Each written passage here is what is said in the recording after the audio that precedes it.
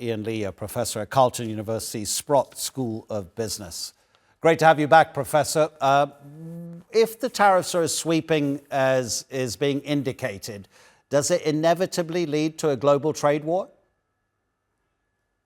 It is certainly possible. I do not believe it will. When you look at the Great Depression as our case study of what will happen if there is a global trade war, I don't think any serious person can say this is going to be a good outcome or a good thing for the world economy, let alone the United States or the world of countries. So this is why I believe that Stephen Marin's paper, where he said we're going to use the tariffs to force countries to open up and their economies so that they don't restrict access by American corporations, is going to drive countries to compromise.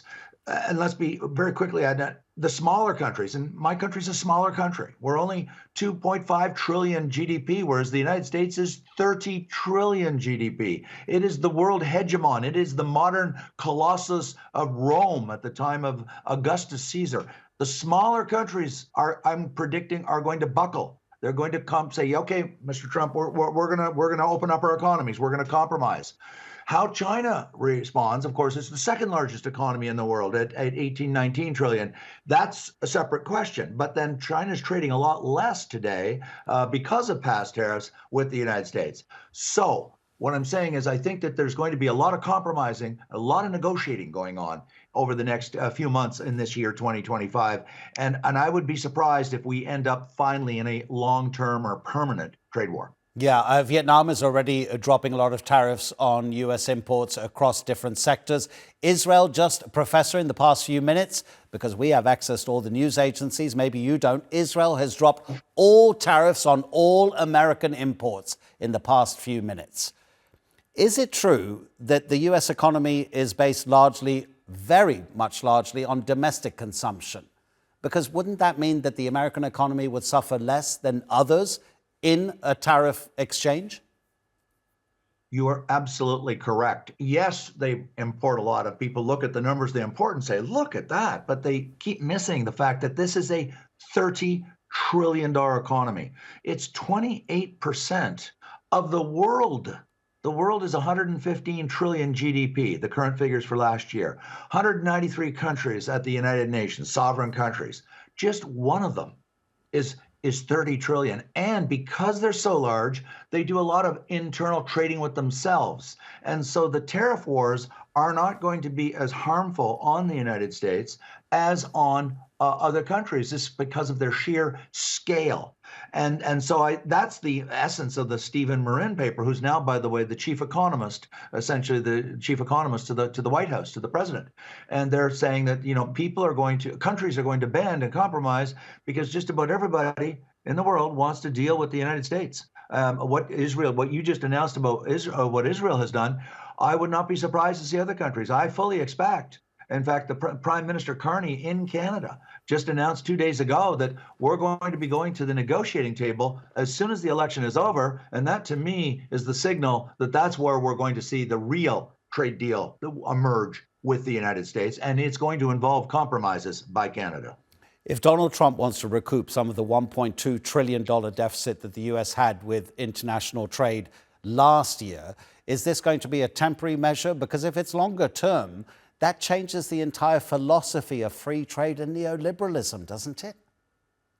Absolutely. I mean, this is the paper, Marin's paper, when I first read it, it just shocked me. It was so audacious and radical. They're trying to reform and the entire Bretton Woods system of 1945, of the multilateral system that has worked over the last 70, 80 years to produce extraordinary wealth around the world.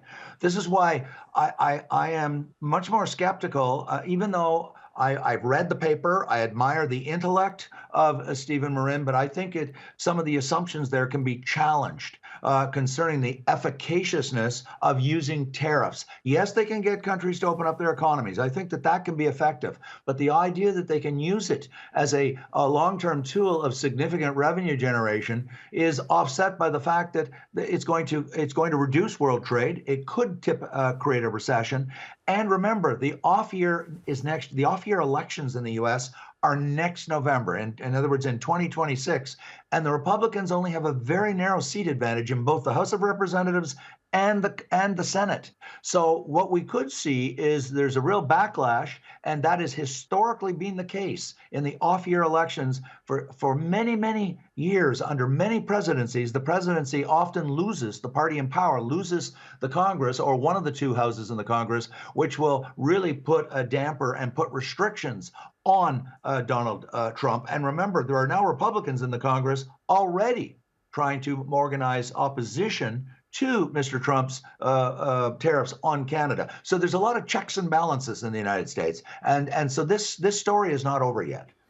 You say Canada economically is a relatively small country. When you and I spoke about a month ago, you said the modeling that has been done shows Canada going into recession because of these US tariffs. So let's use Canada for the moment as an international case study. Tell us what Canada is doing to prepare for what's coming. What can other countries learn from what your government is doing?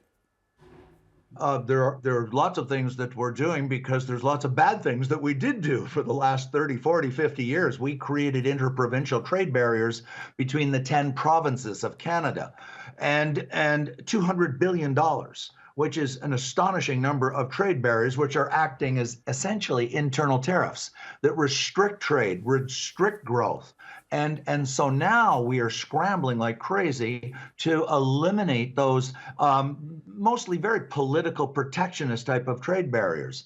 We're looking at diversifying our trade so that we're less dependent on the United States.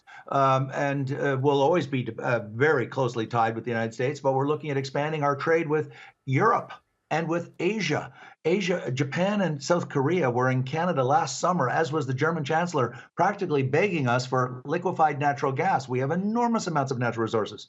So I think that this is going to cause us to rethink and reevaluate our restrictions on natural resource development, which were driven by, shall we say, environmental considerations. I think we're seeing that those environmental considerations, global warming and so forth, not that there's denial of global warming, but people are realizing that this is costing a lot of opportunity for Canada. And so we're going to see a watering down of those restrictions on natural resource development, such as a ban on pipelines, a ban on liquefied natural gas exports. We're going to see that come to an end as we realize that these are opportunities to help us diversify our trade away from the United States and become less dependent. We're seeing this in Asia, of course, with Japan and South Korea and China discussing new possibilities in terms of trade.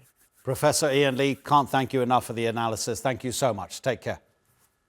My great pleasure. Thank you.